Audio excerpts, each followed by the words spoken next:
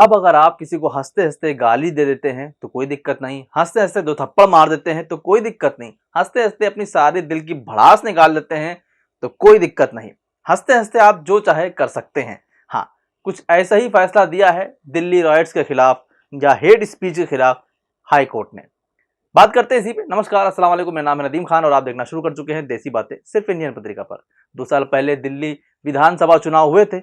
इस दौरान बीजेपी के नेताओं अनुराग ठाकुर और प्रवेश वर्मा ने खूब भड़काऊ नारे लगवाए थे, खूब भड़काऊ भाषण दिए गए थे। देश के गद्दारों को गोली मारो डैश डैश डैश बहुत सारे नारे दिए गए थे। विपक्ष ने सवाल उठाए, मामला हाई कोर्ट तक पहुंचा। कोर्ट ने इस मामले में दोनों नेताओं के खिलाफ एफआईआर दर्ज करने की याचिका खारिज कर दी। कोर्ट ने इस फैसले के खिलाफ सीपीआई के वरिष्ठ नेता वृंदा करात ने दिल्ली हाई कोर्ट का रुख किया। इस मामले में 25 मार्च को दिल्ली हाई कोर्ट ने सुनवाई करते हुए एक टिप्पणी की और ये टिप्पणी ऐसी थी कि किसी के समझ में नहीं आया ये टिप्पणी की क्यों गई, किस वजह से की गई। कोर्ट ने इस टिप्पणी की चर्चा बहुत ज्यादा, अब इस कोर्ट की टिप्पणी की चर्चा हर तरफ बनी हुई है। अब ये एक विषय बन गई है और विषय बनना भी चाहिए कि किसी को भी आप गाली दे दें, कुछ भी कर दें तो क्या वो अपराध नहीं रहता। चलिए बताते हैं आपको कि कोर्ट ने कहा क्या है। इस मामले की सुनवाई कर रही दिल्ली हाई कोर्ट के जस्टिस चंद्रधारी सिंह की सिंगल बेंच ने कहा कि राजनीतिक भाषण मामले में एफआईआर करने से पहले खुद जांच परख लेनी चाहिए कि हुआ क्या है। जज ने इस दौरान कहा है कि चुनाव के दौरान दिए गए भाषण अलग होते हैं। अगर यही भाषण किसी और वक्त दिया होता तो ये भड़काने के लिए होते। वैसे आपको बता दें कि इनके इन भड़काऊ भाषणों के बाद ही कितने दंगे भड़के थे और ये पूरे के पूरे साल लगते रहे। इन भड़काऊ भाषणों के बाद दिल्ली में कितने दंगे हुए थे इससे सब वाकिफ हैं, मगर हमारे न्यायालय को, हमारे न्यायाधीश को ये भड़काऊ भाषण नहीं दिखते। इसके आगे जस्टिस चंद्रधारी सिंह ने कहा कि चुनावी भाषण नेता एक दूसरे को तमाम तरह की बातें बोलते हैं जो कि काफी गलत हैं, लेकिन अगर कुछ बातें सिर्फ माहौल बनाने के लिए कही जा रही हैं तो अलग अलग राजनीतिक पार्टियां अलग अलग बातें बोलती हैं। मान लेते हैं कि माहौल बनाने के लिए की गई, लेकिन उस माहौल का असर क्या हुआ?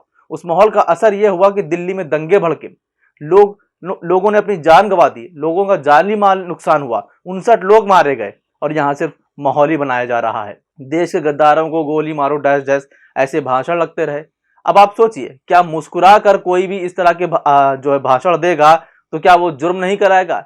आगे जस्टिस ने कहा कि मुझे ये देखना होगा कि ये बातें आपराधिक मंशा से कही गई हैं या नहीं। अगर आपराधिक मंशा से नहीं भी कही गई थी तब भी इसका असर कितना हुआ, इसका भी ध्यान रखना होगा। क्या कोई भी आगे कुछ भी बोल देगा, चाहे उसकी मंशा चाहे जो भी रही हो, तो उससे क्या फर्क नहीं पड़ेगा?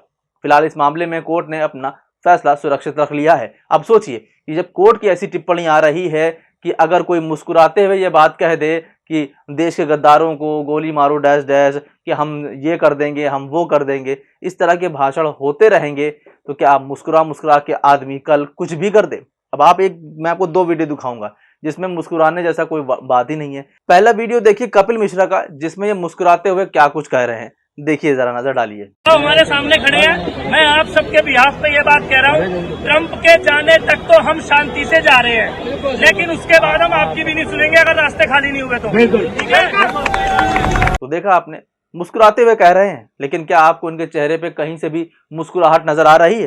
क्या इस वीडियो में इनकी मंशा साफ नजर नहीं आ रही है? दिल्ली पुलिस को धमकी देते हुए नहीं दिखाई दे रहे हैं, वहां के लोगों को धमकी देते हुए नहीं दिखाई दे रहे हैं, क्या वहां के लोगों को भड़काते हुए नहीं दिख रहे हैं? क्या इसमें कोई गलत बात नहीं दिख रही है?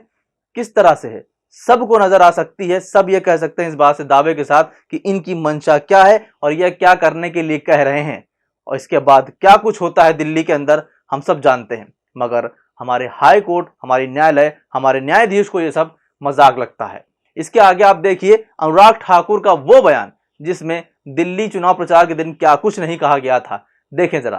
गद्दारों को गोली मारो, सालों को देश के गद्दारों को पीछे तक आवाज आनी चाहिए, गिरिराज जी को सुनाई दे। देश के गद्दारों को, देश के गद्दारों को।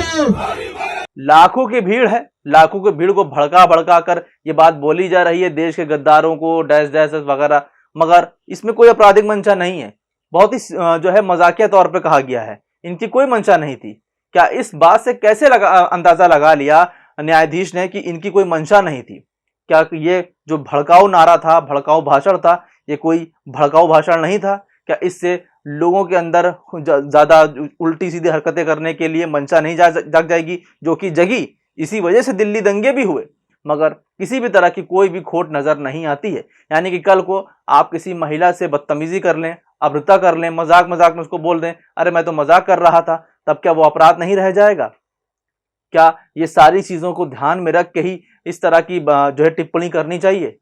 सबसे बड़ी चीज ये है कि इस टिप्पणी से आने वाले फैसलों पर क्या असर पड़ेगा। कल को कोई भी अपराधी खड़ा होगा, कोई भी वकील उसका अपने मुवक्किल की तरफदारी करते हुए कह देगा कि भैया उन्होंने ये अपराध जानबूझकर नहीं किया, वो तो मजाक कर रहे थे, मजाक मजाक में कत्ल हो गया, उनकी मंशा नहीं थी कत्ल करने की, तो क्या वो अपराध नहीं रह जाएगा?